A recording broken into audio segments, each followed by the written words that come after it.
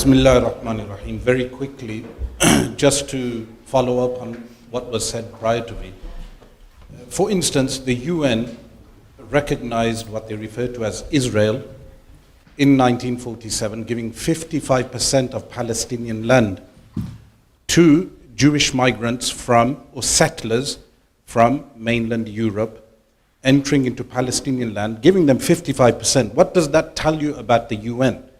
So when Mr. McGuinness was mentioning the end of the Labour Party, it's in fact what we should be calling for is the end of the international system. The entire system is corrupt from its core, and that is what needs to be called out. But when we make this division, what we need to take to account, for instance, recently Tommy Robinson held this flop protest in London, but these patriots were carrying the Israeli flag. Does that make any sense? That you want to make Britain great again?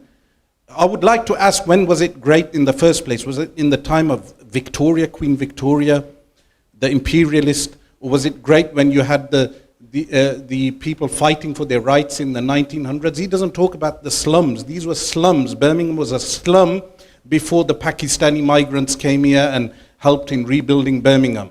Our ancestors will tell you, my grandfather was recruited into the British Army in what is today called Pakistan, and he was sent to Burma to fight. That is why he ended up here. But they will tell you that when they say Britain was great, the white working class people were not in a great form at that time. They were in a bad state. So Tommy Robinson, you're making fake history up about how Britain was great.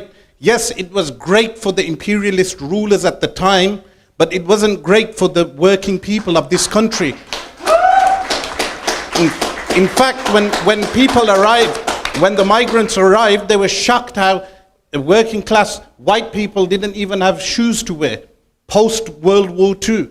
So today, the only institute that was great in this country, which is the NHS, they want to destroy the NHS. They want to finish the only great thing that was given to the working class people at that time, at post-World War II. But what did they have pre-World War II? Now, how does that even relate to Israel? Why they called me anti-Semitic is because sometimes I call out things like saying Rothschild family, the banking family, and I'm not going down the domain of conspiracy theories. I'm talking facts that the Rothschild banking family purchased land in Palestine pre-1900 with the project which I refer to as the Bankers Project. Why did I refer to it as the Bankers Project? Because the Rothschild family is a banking family, and they happen to be Jewish, and they happen to be Zionist. At that time, when the Balfour Declaration was written in 1917, it was addressed to whom? To Mr. Rothschild of that time. And that is what I pointed out. Now, they want to refer to that as anti-Semitic, but Benjamin Netanyahu is as Semitic as my neighbor's dog. Yes? He's not Semitic. The man's Polish. Yes? You want to talk about immigration, you want to talk about Tommy Robinson has to realize the world is not divided on racial lines. It's divided in accordance with modern capitalism. This is why the Arabs are behaving in the way they are behaving. You go to Mecca, so you guys haven't been to Mecca, but you go to Mecca, why are Muslims performing tawaf, which is the circumambulation around the Kaaba, and then going to McDonald's afterwards? Does that even make any logical sense? Why are they having Coca-Cola? Before the current system, what happened in Mecca, if you went as a poor person, the Caliph, they would have subsidized hotels for the people. The people who arrived were poor. Now what are they doing? They are building Hilton Hotel in Medina, in Mecca. And this is a capitalist system. That is why there is no military action. And I called for military action, as people who are familiar with me, over a decade ago. And the Jewish Chronicles, which should be renamed, it shouldn't be called the Jewish Chronicles, it should be called the Zionist Chronicles. But this Jewish Chronicles, rag newspaper, they covered the story. It was a shock to their system that this cleric is calling for military intervention. I was in fact calling upon the Pakistani army to intervene. Now the good thing that we do have in Pakistan is a tribal system where everyone can actually send a message to the general at the top. You can reach them. It's very easy to do so. But I call for military action then. Okay, we address all these capitalist Arabs and capitalist states surrounding Palestine today. If they are not willing to intervene militarily, which they cannot as well, the bombing of Doha demonstrated they cannot even muster a defense of their own countries. But the minimum what you should do, okay, I'm not calling for military intervention. I'm calling for you to just open your borders. Open the borders. Mr. Erdogan, if you open the Turkish borders, you opened the Turkish borders to carry out a revolution in Syria. Yes, you allowed thousands of fighters to enter for a NATO war.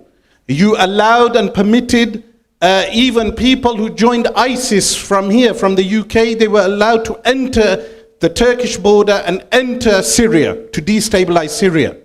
But all of a sudden, Mr. Erdogan, you close the borders down now when it comes to Palestine. Similarly, the Jordanians, Malik al-Bandura, Abdullah, the king of Jordan, they call him the king of tomatoes.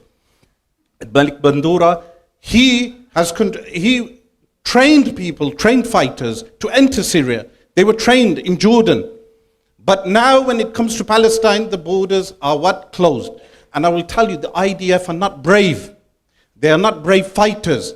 Because Gaza has demonstrated that people who are not militarily as equipped as what they refer to the Israeli diaper force, they are not as militarily equipped, the resistance fighters, yet the resistance fighters have demonstrated that they can take on the military force of Israel, which is backed today by Donald Trump. And we would want to ask, what has happened to Donald Trump?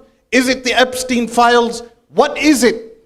What has happened to Donald Trump? Of course, he was a bad one from the onset. He was the one who declared Jerusalem as being the capital for Israel, an illegal move on any account, according to their so-called international law and in accordance with our Islamic law. Donald Trump, what has happened to Donald Trump? Why is Donald Trump acquiescing to all the requests of Israel? These are the questions that need to be asked regarding the international system, which is a decadent system. It favors the elite over the underclass.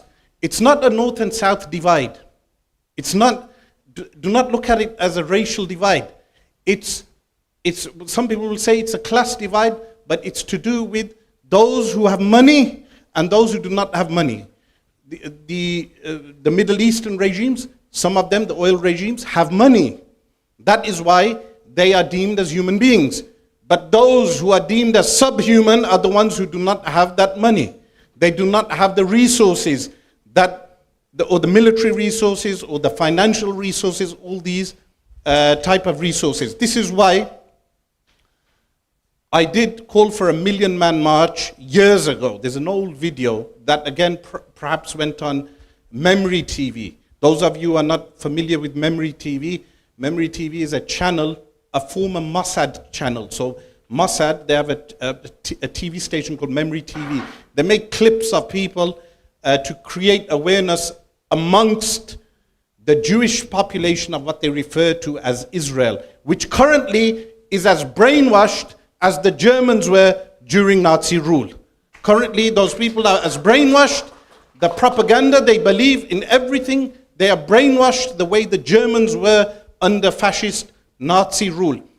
So, Memory TV, they place that I call for a 1 million man march. Okay, if we cannot convince those compromised militaries to take an intervention militarily into Palestine today, we call upon the next step. What is the next step? The next step is open up your borders. Open up your borders. Open up Turkey, the border between Syria and Turkey. Erdogan. Similarly, Ahmed al-Shara, open up the Syrian border. Similarly, Jordan, open up your borders and we will have a civilian million-man march into what is occupied Palestine today. They cannot kill millions of people who decide to march back into Palestine. The Palestinians alone, who were evicted from the Nakba in 1948, they alone are sufficient. But I'm saying no, let's call for an international march into Palestine today, and then we will see the response of the international decadent order that we have.